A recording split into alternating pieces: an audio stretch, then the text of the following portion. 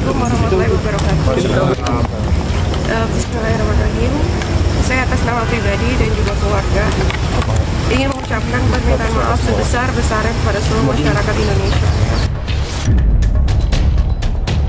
Dan selanjutnya saya dan keluarga memutuskan untuk menyerahkan seluruh proses hukum kepada pihak yang berwenang, dan saya dan keluarga betul-betul menghormati. Saya memohon izin juga untuk melanjutkan kehidupan saya, kegiatan saya sehari-hari sebagai seorang ibu, ngurus anak-anak, dan juga sembari saya memperbaiki tanggung jawab saya. Saya mohon doanya aja, semoga diberikan kekuatan, diberikan kesehatan, ya bisa melewati ujian ini. Ya pastilah ya, pasti kecewa lah, kan seorang istri gitu. Tapi yang penting adalah sekarang kita saling menguatkan gitu loh, ya kan? Nguatin Bang Amar juga, supaya semangatin Bang Amar, semangatin Kak Ibel juga, nguatin Kak Ibel juga gitu loh. Itu yang paling penting gitu loh.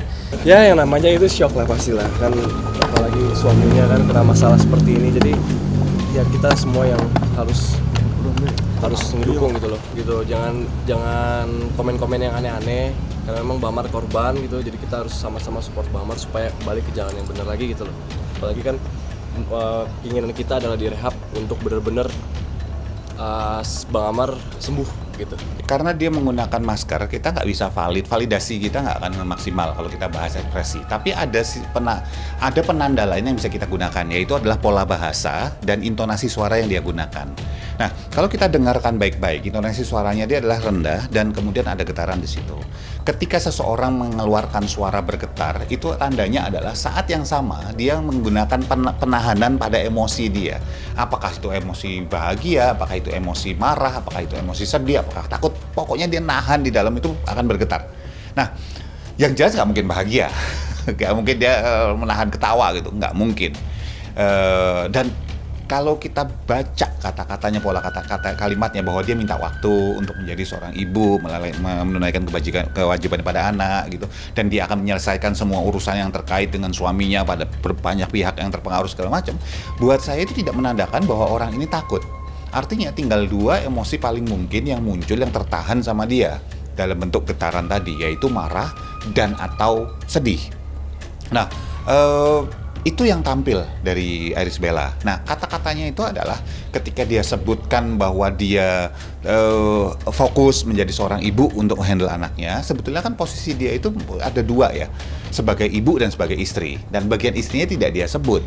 Bisa jadi yang terjadi adalah dia marahnya adalah karena kejadian menimpa suaminya, dan itu sekali lagi bukan sesuatu kejadian nggak sengaja loh, itu kesengajaan. Ini bukan musibah, ini adalah sesuatu yang dibuat. Kalau musibah itu seseorang kejatuhan meteor gitu, itu musibah. Tapi ini dia pakai obat-obatan terlarang. Itu adalah sebuah hal yang sifatnya sengaja. Dan itu dia basisnya adalah kemarahan di situ dan sedih bahwa kemudian dia harus mengalami ini. Jadi dia memilih untuk menjauh, memberikan distance, memberikan jarak pada konteks dia dengan suaminya. Buat saya sehingga keluarlah kata-kata bahwa fokusnya hanya dari ibu untuk ngurus anak. Raut nggak mau baca dua-duanya karena kan juga pakai masker gitu ya. Tetapi kalau dari bapaknya Amar, kita bisa melihat bagaimana cara dia menjawab itu lebih cenderung normatif. Artinya apa? Artinya dia sebetulnya tidak mau membagikan informasi apapun yang dia punya. Ya, orang normatif itu artinya adalah sesuatu yang sebetulnya banyak orang juga sudah tahu gitu loh. Dan kalau kita lihat tatapan matanya itu tidak selalu membuat eye contact dalam kondisi yang cukup percaya diri. Dia banyak melihat ke arah kanan kiri segala macam kayak gitu. Artinya apa? Dia menghindari paparan visual, artinya menghindari untuk sekali lagi engage dengan salah satu orang di depannya gitu loh. Itu buat saya yang terjadi. Jadi tidak banyak informasi yang bisa digali dari bapaknya Amar. Ya, semua informasi dipegang erat sama Ria, nggak mau dibuka. Assalamualaikum. Mana Bapak Ule? Assalamualaikum. Hai. Kalau untuk masalah Natali belum ada omongan dari keluarga atau apapun kalau soal rujuk segala macam. Cuman yang aku tahu ya namanya juga suami istri dulu pernah punya anak lah ya, punya azam, dan memang itu kan harus menjaga hubungan baik. Itu selalu kita nasehatin. karena kan ada anak, jadi ya hubungannya harus baik antara Sule, antara Natali harus baik untuk tetap kejar sama untuk mendidik Azam. Jadi kalau untuk balikan atau gimana belum ada omongan apa-apa, belum ada omongan kakak aku nanti mau ini, enggak, belum ada.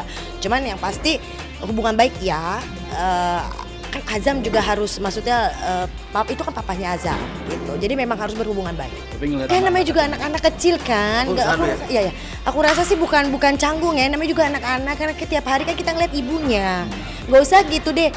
Aku sama Mas Uya baru pulang kantor juga karena tiap hari dia sama mamanya ngeliat bapaknya juga agak-agak gimana gitu kan. Jadi nggak usah dikait-kaitin sama itu kalau menurut aku, karena kan ya namanya juga anak kecil gitu loh, kadang suka ada moodnya atau gimana, cengeng lah apa gitu, biasa sih. Terus kita harus saling benci, kan dia mau apapun yang terjadi itu kan masa lalu, mau gimana, kita kan nggak mencari siapa yang salah siapa yang benar, jadikan pelajaran, jadikan tapakur buat kita semua kan gitu.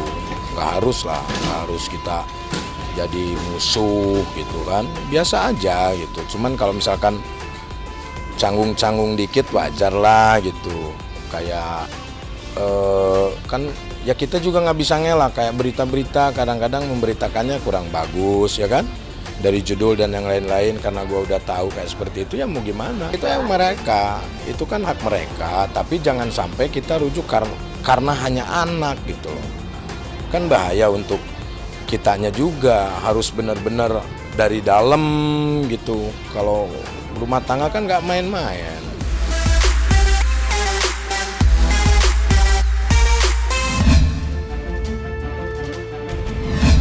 Ya mantap, karena udah kesepakatan berdua, bukan kelihatan sendiri. Intinya kita juga kan kalau dilihat aku tetap sama Mas Bekti menjaga silaturahmi. Intinya kayak kemarin kita akhirnya Mas Bekti bisa ketemu sama anak-anak, anak-anak juga happy gitu intinya. Jadi doain aja.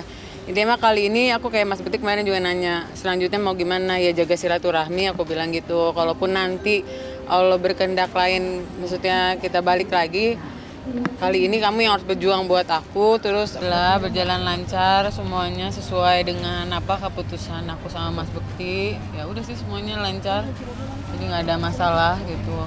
Tadi agendanya apa? Agendanya cuma mediasi dan membacakan kesepakatan aja gitu. Insya Allah tanggal 7 lagi ya Bang, datang lagi gitu. Prosesnya cepat, makanya tadi Bekti udah ngasih kuasa mediasi, jadi makanya tadi agenda mediasi langsung berjalan, tidak nunggu-nunggu lagi. Kesepakatannya sudah dimasukkan, kesepakatan dari perpisahan, dan mediasi dinyatakan gagal karena para pihak sepakat untuk tetap menjalankan perceraian. Nggak mengganggu, malah ini mempercepat.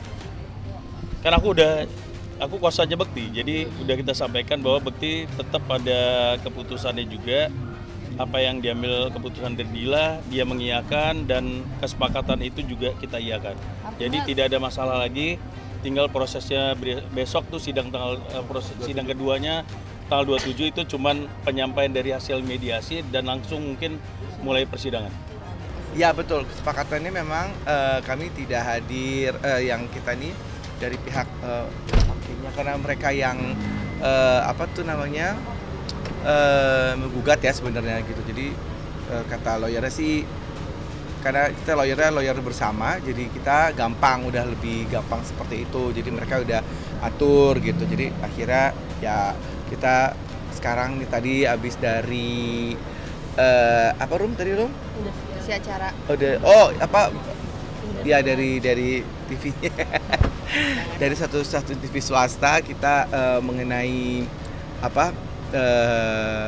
Islami gitu deh pokoknya ya. Makanya pakai bajunya agak koko gitu. Jadi terus udah gitu pas pulang ya udah, jadi memang masing-masing karena dia yang menggugat, jadi dia yang Dila yang urusin ini semuanya gitu. Jadi sebenarnya baik-baik aja semuanya. Jadi aku dengar juga lancar-lancar ya kayaknya ya, gitu sih. Nah, anak-anak alhamdulillah mereka mengerti, malah mereka yang ngerti bener gitu kan. Gimana nih, kamu tahu nggak sih Bunda sama Ayah tuh gimana gitu? Iya, Ayah sama Ayah lagi pisah kan sama Bunda gitu. Terus Abel juga bilang, ya ini Ayah lagi pisah ya sama Bunda ya gitu. Tapi tapi hati ayah nggak akan pisah dengan kalian gitu. Tetap ayah sama kalian, Abel sama Daphne itu kan selalu jadi anak ayah, bukan jadi bekas ayah juga, bekas anak juga gitu, karena kalian darah dagingnya ayah gitu. Tahu lah dari awal udah ngomong, Mas Bukti udah ngomong juga gitu. Ya udah tahu semuanya. Kayak kemarin juga kita ngomongin, walaupun Bunda sama ayah nggak sama-sama lagi, kita Daphne Abel tetap komunikasi ya sama Bunda sama ayah, aku bilang gitu sih. Jadi ada kesepakatan Seneng banget ketemu anak-anak, itu seru banget gitu ya.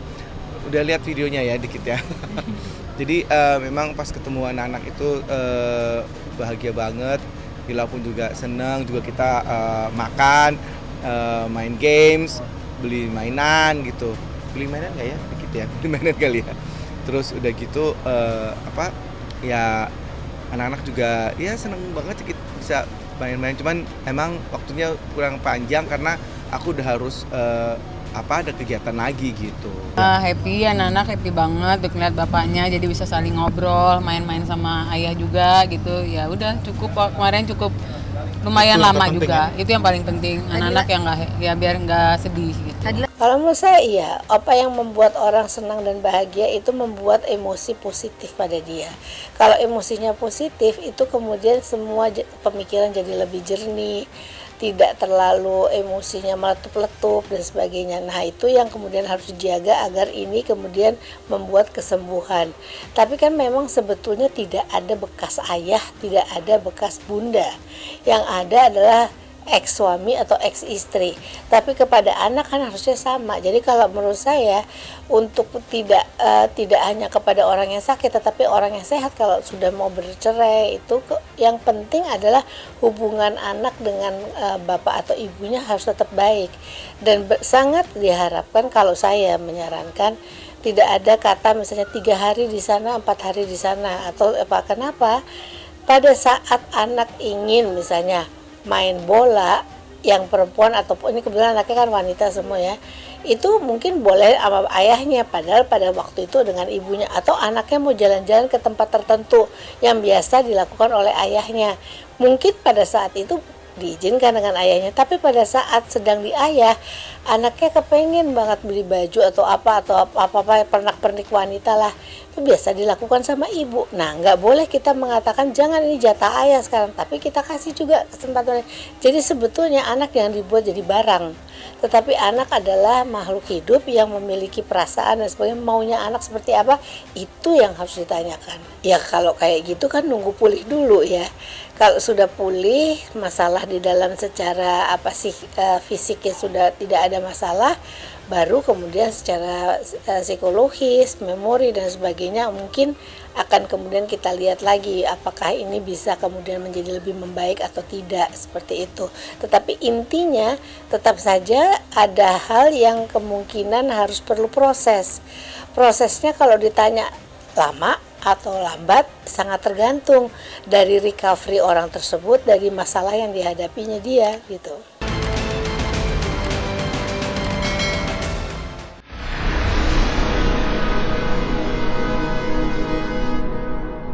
Jadi jangan lupa untuk subscribe Cumi Cumi. Ditekan ya tombol lonceng merahnya.